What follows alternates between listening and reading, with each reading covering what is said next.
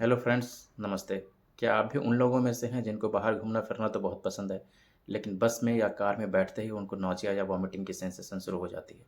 वो परेशान हो जाते हैं, उनका मन भारी हो जाता है, जी मिचलाने लगता है और वो बस यही सोचते हैं कि किसी भी तरह ये गाड़ी साइड में आ जाए, रुक जाए और मैं वॉमिटिंग कर लूँ। जी हाँ दोस्तों, आज मैं बात कर रहा हूँ मोशन सिकनेस की। सबसे पहले समझते हैं कि आखिर मोशन सिकनेस है क्या? इसके कारण क्या है? सिकनेस का मेन कारण है, जब हम गाड़ी में बैठे होते हैं और चल रहे होते हैं, तो हमें हमारे ब्रेन को 2 अलग तरह के सिग्नल मिलते हैं। हमारा कान और हमारा आँख। कान हमारे ब्रेन को ये बताता है कि आप गाड़ी के साथ मूव कर रहे हैं। लेकिन जब हम किसी गाड़ी में, कार में या ख़ास करके बस में बैठे होते हैं, एक क्लोज़्ड स्पेस के अंदर, तो हमारा आँख हमारे ब्रेन को ऐसा महसूस कराता है कि आप रुके हुए हैं। तो आँख से मिलने वाले सिग्नल और कान से मिलने वाले सिग्नल में एक मिसमैच हो जाता है। हमारे कान के अंदर बेसिकली इंटरनल ईयर में ऐसे सिस्टम होते हैं जो हमारे बॉडी के मोशंस को कैच करते हैं। जब हम मूव करते हैं, ट्रैवल कर रहे होते हैं, गाड़ी की स्पीड के साथ घुमावदार रास्तों पर ट्रैवल कर रहे होते हैं, तो हमारे ब्रेन के इंटरनल ईयर में एक वेस्टिबुलर सिस्टम होता है, जिसमें सेमी सर्कुलर कैनाल होता है और उसके अंदर फ्लूइड होता है। वो फ्लूइड हमारी गाड़ी के मूवमेंट के साथ, गाड़ी की जर्क के साथ और घुमावदार रास्तों के साथ मूव करता है और हमारे ब्रेन को ये महसूस होता है कि हम चल रहे हैं। लेकिन इसी समय अगर हमारा आँख गाड़ी के सिर्फ अंदर देख रहा हो, क्लोज्ड स्पेस के अंदर, तो आँख को ये महसूस होता है कि हम चल नहीं रहे हैं, बल्कि हमारी गाड़ी रुकी हुई है। तो ब्रेन को अलग-अलग सिग्नल जाता है। कान ब्रेन को ये एहसास दिलाता है कि आप चल रहे हो और हमारा आँख ब्रेन को ये एहसास दिलाता है कि आप रुके हुए हो। इसी 2 सिग्नल में मिसमैच के कारण हमारे ब्रेन में केमिकल लोचा होता है, हमारा ब्रेन कन्फ्यूज़ कर जाता है और फिर ये सारी समस्या खड़ी होती है, जिसे हम मोशन सिकनेस कहते हैं। अब जानते हैं मोशन सिकनेस किनको ज़्यादा होता है। तो देखिए, मोशन सिकनेस ज़्यादा 2 साल से 9 साल के बच्चों को होता है। 2 साल से छोटे बच्चों को मोशन सिकनेस कम होता है, क्योंकि इतने छोटे बच्चों में जो उनका जो इंटरनल ईयर के जो सिस्टम्स हैं, जो हमारे इक्विलिब्रियम और मूवमेंट को कंट्रोल करते हैं, वो बहुत अच्छे से डेवलप नहीं हुए होते हैं, तो उनको मोशन सिकनेस कम होता है। 2 साल से 9 साल के बच्चे ज़्यादा प्रोन होते हैं। इसके अलावा महिलाएँ, खास करके प्रेग्नेंट फीमेल ज़्यादा प्रोन होती है मोशन सिकनेस के लिए। और इसके अलावा और भी कई कारण हो सकते हैं, जैसे माइग्रेन के मरीज या कोई भी ऐसे पेशेंट्स जिनको किसी और कारण से नौजिया और वॉमिटिंग की सेंसेशन ज़्यादा होती है, वो अगर इस तरह के मूविंग ऑब्जेक्ट में बैठ के कहीं ट्रेवल करते हैं, तो उनको मोशन सिकनेस ज़्यादा हो सकते हैं।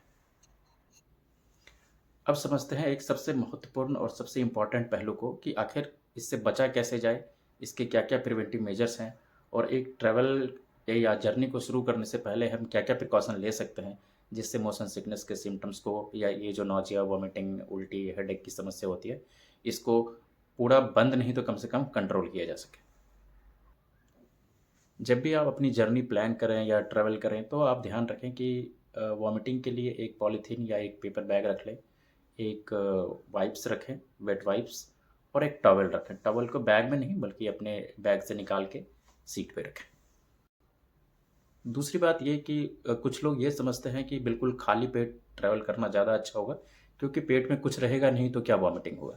लेकिन ऐसा नहीं है, ये सोचना गलत है, क्योंकि जब आप बहुत हंग्री होते हैं और उसमें अगर आपको वॉमिटिंग की सेंसेशन होगी, तो वो बहुत ज़्यादा होती है। भले आप कुछ वॉमिटिंग करें तो बाहर ना निकले, लेकिन नौजिया, रेचिंग, ये सब बहुत ज़्यादा होती है और आप ज़्यादा परेशान हो जाएँगे। तो इसका बेस्ट ये होता है कि आप लाइट मील लें, बहुत ज़्यादा ना खाएँ, फैटी मील ना लें और लिक्विड बेस्ड मील लें और एक लाइट मील लेकर के सफ़र करें। रास्ते में बहुत ज़्यादा पानी ना पिएँ, क्योंकि पेट जितना ज़्यादा फुल होगा, वॉमिटिंग के चांसेस उतना ज़्यादा होंगे।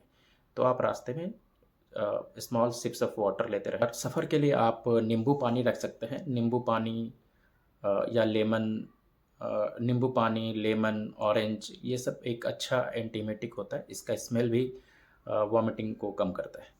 इसके अलावा कुछ घरेलू उपाय हैं जिसको अगर आप अपनाएँ तो काफ़ी फ़ायदा हो सकता है।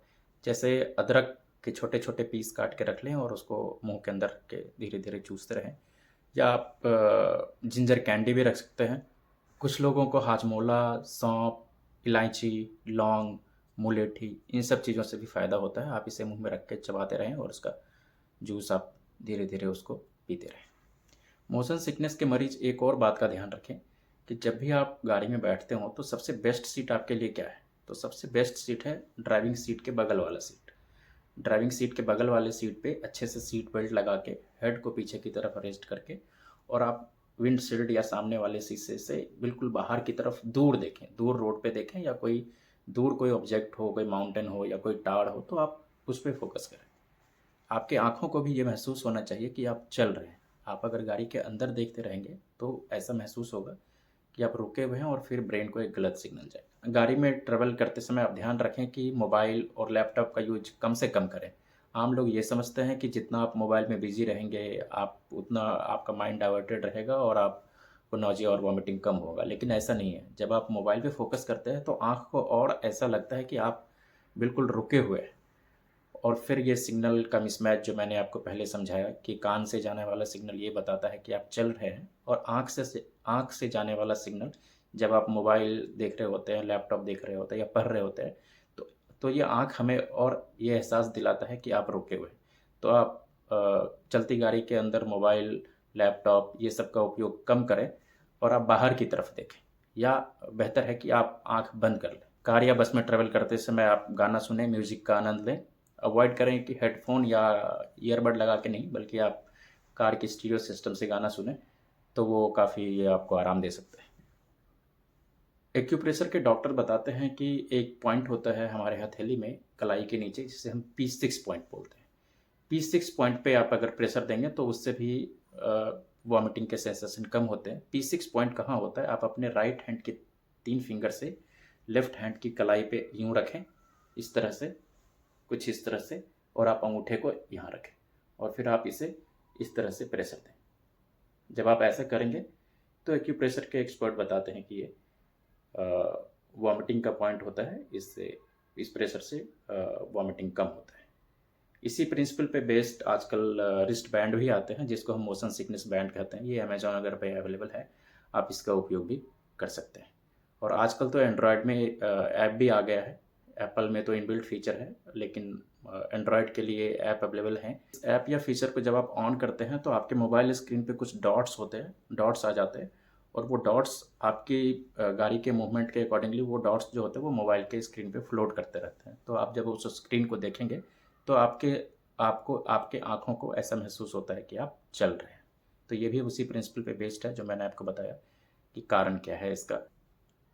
अब आते हैं एक इम्पॉर्टेंट पॉइंट पे कि हमें दवाई कब लेनी चाहिए, एलोपैथिक मेडिसिन कब लेनी चाहिए। तो ध्यान रखें, जहाँ तक पॉसिबल हो मेडिसिन अवॉइड करें, लेकिन जब बहुत ज़्यादा ज़रूरी हो, पेशेंट बिल्कुल ही टॉलरेट नहीं कर पा रहा हो नॉजिया एंड वॉमिटिंग, और इसकी जर्नी बहुत ख़राब हो जाती है, तो वैसे कंडीशन में आप दवाई ले सकते हैं। लेकिन दवाई लेने से पहले आप ये ध्यान रखें कि सिकनेस की कोई भी दवाई आप 30 मिनट से 1 आवर पहले लें, ताकि आपकी जर्नी के समय तक उसका अच्छा खासा इफेक्ट आ जाए। कई सारी मेडिसिन होते हैं एंटीहिस्टामिन्स, लाइक मैक्लिजिन, प्रोमेथाजिन, स्कोपोलामिन। ये सब अलग अलग डोज में आप डॉक्टर के सलाह से ले सकते हैं। मैं बाद में इसके लिए एक अलग से वीडियो बना दूंगा। अब बात करते हैं छोटे बच्चों के लिए क्या करें, जो 1 साल से छोटे बच्चे हैं या 2 साल से कम उम्र के बच्चे हैं। ऐसे बच्चों को लेकर के अगर ट्रैवल करना हो तो हम क्या कर सकते हैं? तो इसमें ऐसा है कि सबसे बेस्ट है कि आप अपनी जर्नी को बच्चे के स्लीप टाइम या बच्चे का जो नैप टाइम है आप उसके अकॉर्डिंगली प्लान करें। आप कोशिश करें बच्चा जिस समय सो रहा होता है या बच्चे के सोने का जो नॉर्मल टाइम है, आप अपनी जर्नी को उस बीच में कंप्लीट करने की कोशिश करें, या कोशिश करें कि बच्चों को कार के अंदर ले जाते ही उसे किसी तरह से सुला दें। जब तक बच्चा सोया रहेगा तब तक उसे कोई नौजिया, कोई वॉमिटिंग नहीं होगा। बच्चे को मोबाइल पे कोई गेम वगैरह खेलने के लिए ना दें, मोबाइल पे फोकस ना करवाएं। बच्चे को आप बोलें कि सामने बैठ के, या उसे आप, अगर आप पीछे बैठे हैं तो बच्चे को पीछे वाली सीट के मिडिल में अपने सामने लेकर के बिठाएं और उसे खिड़की के बाहर दूर की तरफ देखने को बोलें। या अगर गाड़ी के अंदर देख रहा हो तो आप कोशिश करें बच्चा जल्दी से जल्दी सो जाए। बच्चे को जर्नी से पहले मिल्क अवॉइड करें, हैवी फूड अवॉइड करें, फैटी फीड अवॉइड करें। उससे लाइट मील और बीच बीच में स्मॉल फ्रीक्वेंट अमाउंट में आप कोई जूस या नींबू पानी या इस तरह का कोई पेय पदार्थ स्मॉल स्मॉल अमाउंट में आप देते रहें। बीच बीच में आप कोशिश करें जहाँ भी आपको टाइम मिले आप अपनी गाड़ी को रोक करके 2-3 मिनट बाहर निकलें, फ्रेश हवा लें और वॉक करें। आप कोशिश करें कि जब आप गाड़ी चला रहे हों और अगर पॉसिबल हो तो आप गाड़ी का विंडो खोल के चलाएं, फ्रेंड्स ध्यान रखें, मोशन सिकनेस अपने आप में कोई बीमारी नहीं है। ये एक नॉर्मल फिजियोलॉजिकल फेनोमेना है जो किसी लोगों में ज़्यादा होता है, किसी लोगों में कम होता है। ग्रेजुअली जैसे-जैसे बच्चों की उम्र बढ़ती है, ये समस्या धीरे-धीरे कम हो जाती है। आप कोशिश करें कि उसे और ज़्यादा ट्रैवल कराएँ, जिससे कि बॉडी डिसेंसिटाइज़ हो जाता है और वो जल्दी इस प्रॉब्लम से बाहर आ सकता है। आप घबराएँ नहीं, बच्चे की उम्र जैसे-जैसे बढ़ती है, उसमें वैसे-वैसे ये मोशन सिकनेस की जो सिम्पटम्स हैं, वो कम हो जाते हैं या एडल्ट लोगों में वो जितना ज़्यादा फ्रीक्वेंटली ट्रैवल करते हैं, धीरे-धीरे ये समस्या कम हो जाती है। आप इसे किसी बीमारी की तरह ना समझें, ये एक नॉर्मल फिजियोलॉजिकल फेनोमेना है, बस किसी खास व्यक्ति में इसका रिस्पॉन्स कम होता है और कि उस खास लोग ज़्यादा सेंसिटिव होते हैं, तो उनमें ये रिस्पॉन्स या ये समस्याएँ ज़्यादा होती हैं। उम्मीद है इस वीडियो से आपको कुछ सीखने को मिला होगा और आशा करता हूँ आपकी अगली यात्रा मंगलमय हो। थैंक यू, मिलते हैं नेक्स्ट वीडियो में।